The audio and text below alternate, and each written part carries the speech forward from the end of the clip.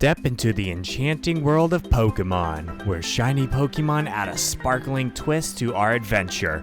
Today, we embark on the first part of the DLC journey with a unique challenge, assembling an all-shiny team. But wait, there's more. We're diving headfirst into the vibrant Pokemon Scarlet and Violet world, and here are the rules we've set for our thrilling quest. 1. We're determined to have a full team of dazzling shinies by the end. 2. We must welcome one of the new Pokemon to our ranks, either Sinistra or Diplin. 3. We're embracing the challenge of set mode, meaning no switching out Pokemon when prompted. And 4. Healing items? We won't be using them during battles. We get a call from Jock, our biology teacher, to go on a field trip, and we meet Briar, a teacher from the Blueberry Academy, to learn the details and make our way to Kitakami by plane flight, with this cute little Dragonite flying next to the airplane. We arrive and a student gets sick and we need to get some help from town. I completely ignore the child and start seeking a horde of Pokemon to grab for my first shiny.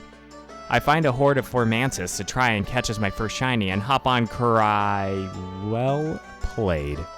I can't hop onto Koraidon until I complete a bit of story. I decided to walk through town and I initiate a bit of the story. Don't fight, don't fight, don't fight, don't fight, come on. Well, there goes the challenge. Completely wrecked their team and head to get my first shiny Pokemon. I was able to catch a shiny Bellsprout. The footage got corrupted pretty bad, but here's my proof. I continue the story and we have to take selfies in front of these signs. The first is about the loyal three, Okidogi, Monkidori, and Pheasantipity, laying down their lives to stop what's called the Ogre from destroying the town. The second sign talks about the different types of masks, the Teal Mask, the Crimson Mask, the Blue Mask, and the Ash and Gray Mask. Our buddy Kieran talks to us about the Ogre and the place it sleeps, so we head to the cave entrance and he challenges us to a fight, and I send out my shiny Victory Bell, who I named Craftsman after my first subscriber, which I will name my Pokemon after subscribers, so be sure to hit that button. Furt goes down to Craftsman Slam and out comes Yanma, who I switch out Craftsman for Lucas, the shiny Arcanine that I have no footage for but I named after my son. He takes out Yanma with a Flare Blitz. Next out is Poliwhirl, and I bring in Craftsman, who takes a takedown and faints due to it. I bring Lucas back out and take out Poliwhirl with an extreme speed. After the battle, we see the cave is empty and that it's all a legend. Or is it?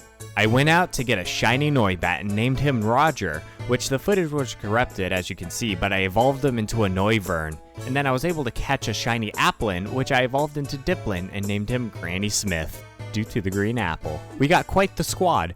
I met up with Kieran for the festival, but I wasn't able to get a mask, and I'm challenged by Carmen again. She sends out a Morpeko, and I send out Roger.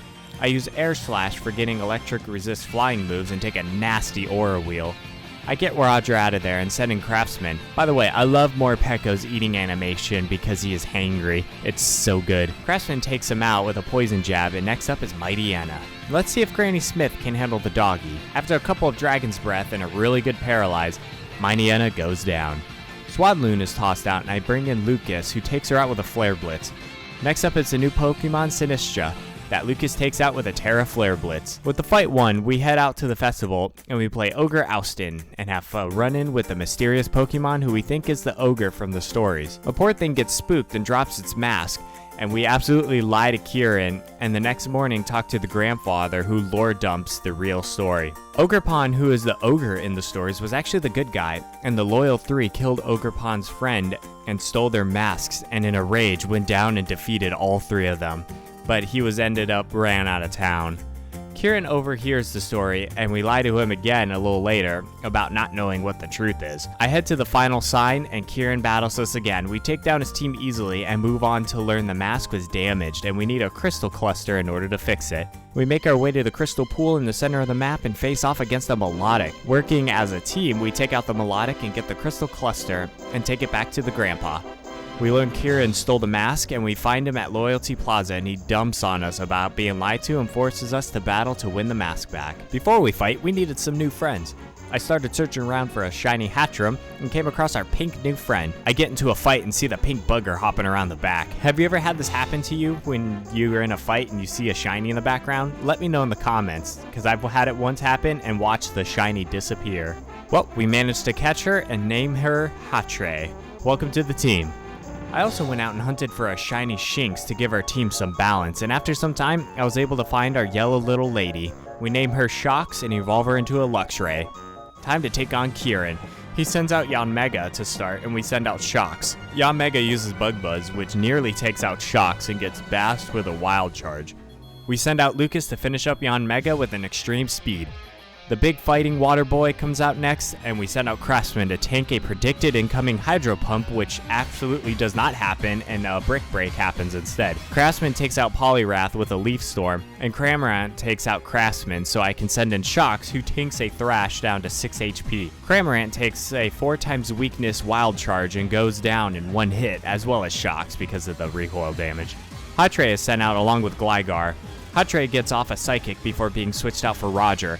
A Dragon Pulse takes out Gligar, and Dipplin spits his red goo all over Roger, slowing him down each turn for 3 turns. Dipplin goes down to a Dragon Pulse, ending the fight. Kieran's Punch ends up reviving the Loyal 3, who take off running to Kitakami Hall, and we all learn that the masks were just given to them. Ogerpon is being bullied by the 3, and we bring the absolute beatdown on the prick Monkey Dory. They scatter, and we learn from the townsfolk on where the 3 are hanging out and make our way to Monkey Dory, who I guess didn't learn anything from the last encounter and is also big for some reason. Carbon and I take the creature down and move on to Okidogi, whose fighting pose is a bit lick intensive. Morpeko paralyzing these guys early helps so much, but Lucas takes the Licky Boy down with an extreme speed. The final one is Fezandipity, who is a slideshow upon coming into view, and we enter the fight. After some back and forth, our non-flying type goes down to Craftsman's Poison Jab. We make our way to town, and Kieran helped Ogerpon by being welcomed by the town. How nice. We take Ogerpon to her home, and she wants to come with us, but our little brat friend isn't having it and wants her to come with him, so we battle over it.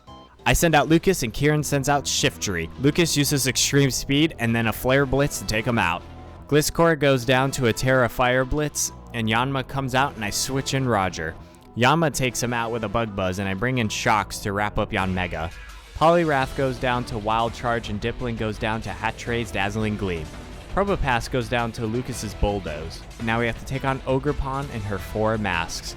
Heartflame Mask goes down to Lucas's Bulldoze, Wellspring goes down to Shocks' Wild Charge, Cornerstone Mask goes down to Dipplin's Energy Ball. The final mask, being the Teal Mask, roll credits, goes down to Dipplin's Dragon Breath. We catch Ogerpon in a nest ball and meet Carmen in Loyalty Plaza. Not only did I screw up the challenge in the beginning, but also here you have to use Ogerpon in your party, who's shiny locked. So you can't beat the Teal Mask with only shinies. But anyway, let's fight. First, my Nianna goes out, and so is Ogerpon, and Ogerpon takes him out with a low kick.